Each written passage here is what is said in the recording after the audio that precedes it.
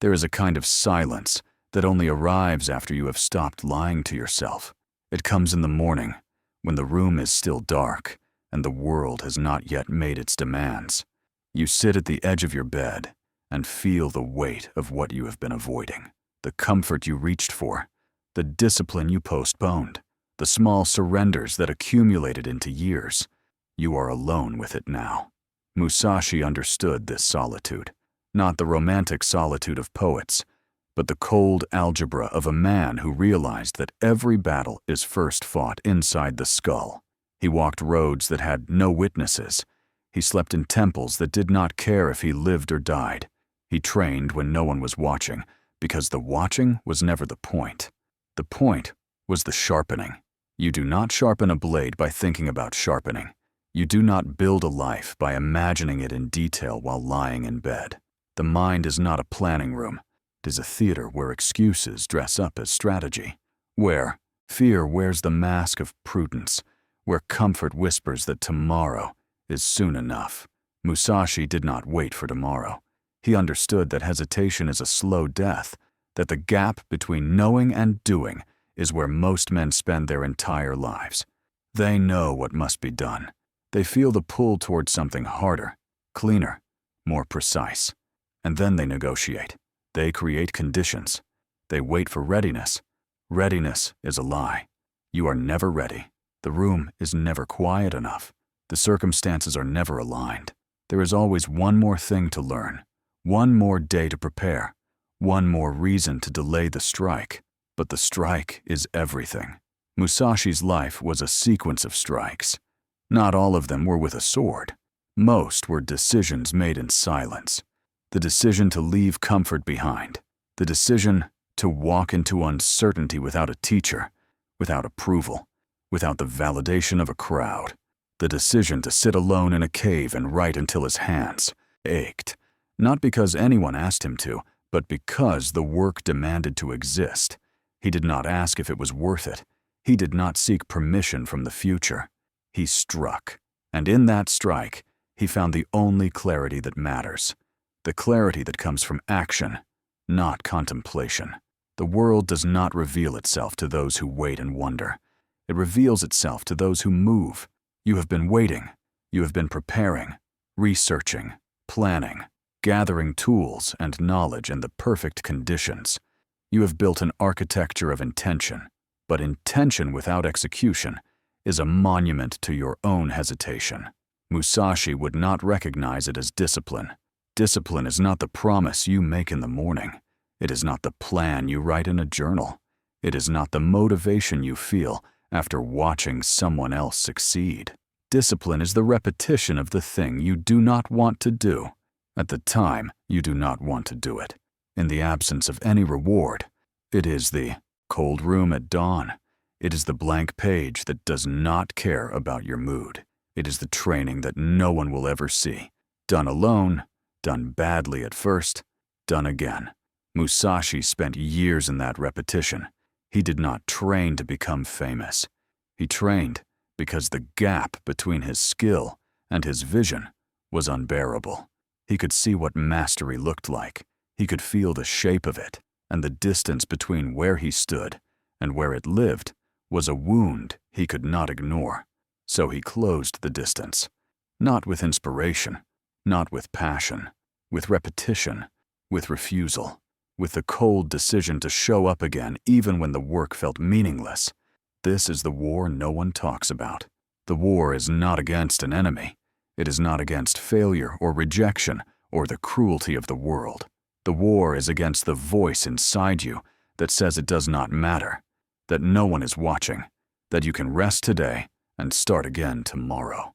Musashi fought that voice every day, and he won by ignoring it. He did not argue with it. He did not try to convince himself that he was strong or worthy or destined for greatness. He simply moved. He picked up the sword. He walked the road. He wrote the next line. The voice eventually grew quieter, not because it was defeated, but because it became irrelevant. When you act regardless of what the voice says, it loses its power. It still speaks, but it no longer controls the outcome.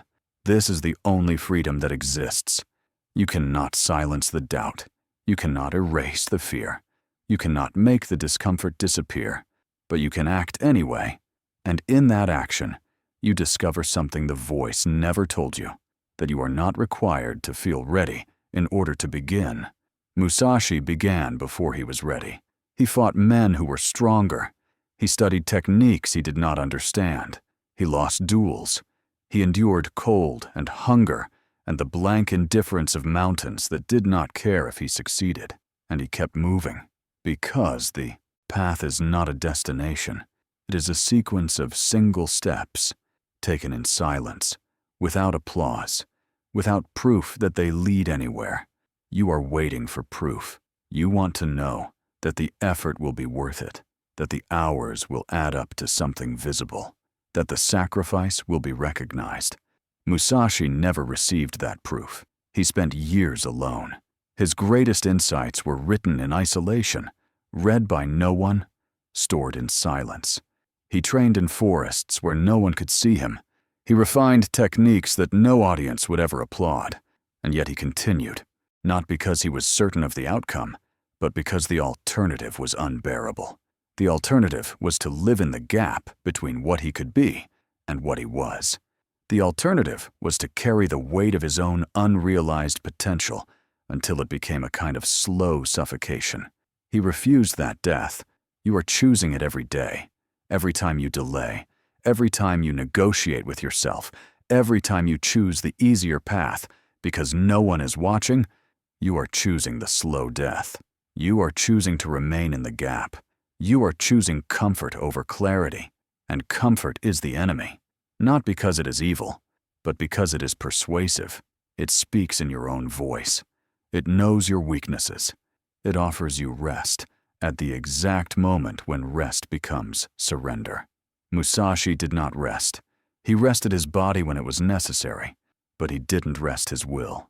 He didn't give himself permission to stop sharpening, stop questioning, stop refining the edge of his own awareness. He lived as if every day was a duel. Not against an opponent, but against the version of himself that would settle. The version that would say, "This is enough." The version that would stop before the work was finished. That version never won, because Musashi understood something most men never learn, that the battle is not won in the moment of the strike. It is won in the 10,000 mornings before the strike, when no one was watching, when the outcome was uncertain, when the only thing that mattered was the decision to continue. You want the strike without the mornings. You want the result without the repetition. You want the mastery without the years of silent, invisible work that no one will ever see. It doesn't exist. Mastery is not a destination. It is the accumulation of 10,000 small refusals. The refusal to quit when the work is hard. The refusal to seek comfort when discomfort is required. The refusal to perform for an audience when the work must be done alone. Musashi refused the audience. He did not write to be famous. He did not fight to be remembered. He did not train to impress anyone. He worked because the work itself demanded to exist, and he was the only one who could bring it into being. You are waiting for someone to give you permission. You are waiting for the conditions to be perfect. You are waiting for the fear to disappear, for the doubt to quiet, for the path to become clear. Musashi did not wait. He walked into fog. He trained in darkness. He wrote without knowing if anyone would ever read the words. He lived without proof, without comfort, without the guarantee that any of it mattered. And that is the razor. The razor is this: you must act as if it matters, even when you cannot prove that it does. You must train as if someone is watching, even when you are alone.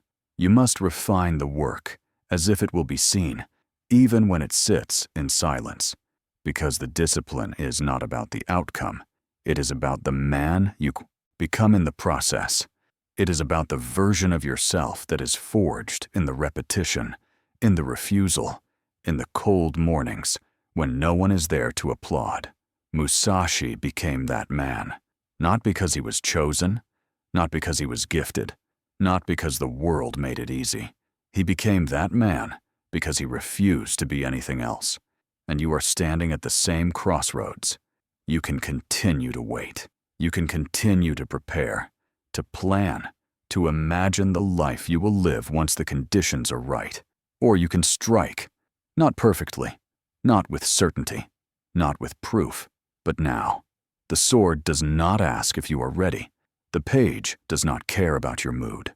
The road does not wait for your permission. It is there, and the only question is whether you will walk it.